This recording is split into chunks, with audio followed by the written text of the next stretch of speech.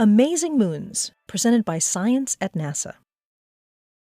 When the space age began more than 50 years ago, explorers were eager to visit the planets of the solar system. As the years have passed, however, astronomers have realized that the moons of the solar system may be even more interesting. Many of these moons are water worlds, and planetary scientists, like golden retrievers, always follow the water. On Earth where there is water, there is life, says Brian Day of NASA's Solar System Exploration Research Virtual Institute. It doesn't matter if it's boiling hot like the bubbling acid hot springs in Yellowstone National Park, or frigid like the waters of the Arctic. Consider Enceladus, a tiny moon floating just outside Saturn's rings. This little wonderland features a vast underground ocean that could be friendly to microbial life. That ocean is capped by a thick crust of ice. Yet, NASA's Cassini spacecraft found Enceladus busily puffing plumes of water vapor, icy particles, and organic compounds out through fissures in its frozen outer shell. Cassini has actually flown through these plumes a few times, sniffing out their composition. Day says the exciting results from Cassini have researchers designing possible future missions that would provide more detailed analyses of Enceladus's water and look for potential signatures of life. Titan, another of Saturn's moons, is shrouded in a thick atmosphere of nitrogen and methane. There is evidence that Titan, like Enceladus, has a sea of water beneath its icy shell. But Titan's frigid surface is mosaicked with lakes of liquid methane and ethane.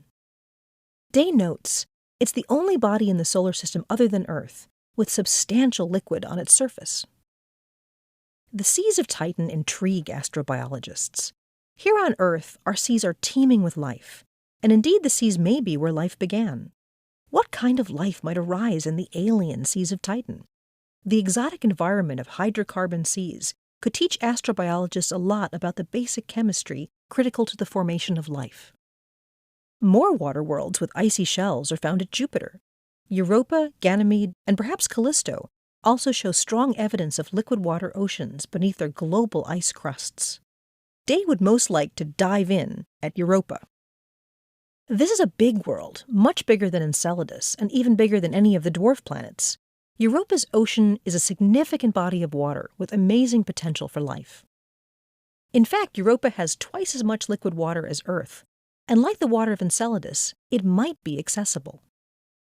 There is some evidence that Europa may have periodic eruptions of plumes of water similar to those seen on Enceladus. We've even seen apparent icebergs on the surface that are tipped up as if sitting in slush. All of these provide us with tantalizing clues of what lies beneath, an ocean of liquid water. Meanwhile, orbiting Jupiter not far from Europa is a completely different kind of satellite. Io, says Day, is the most volcanically active body in our solar system. Io gets its fiery warmth from tidal heating, that is, a back-and-forth stretching of the moon's interior caused by Jupiter's intense gravity. Each moon is stretched and pulled differently, causing varying rates of tidal heating. Orbiting more closely to Jupiter than the other Galilean moons, Io is stretched the most, hence its volcanism. Europa, next closest to Jupiter, is stretched less, followed in order by Ganymede and Callisto. Day continues, saying, tidal heating is a source of energy that can melt ice and expand the potential for life. It creates a habitable zone among the moons of Jupiter, with Europa sitting squarely in the middle. Planets are exciting, but there's an even greater number of amazing moons in the solar system.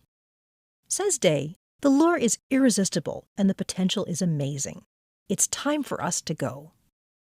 For more news about amazing moons and their planets, stay tuned to science.nasa.gov.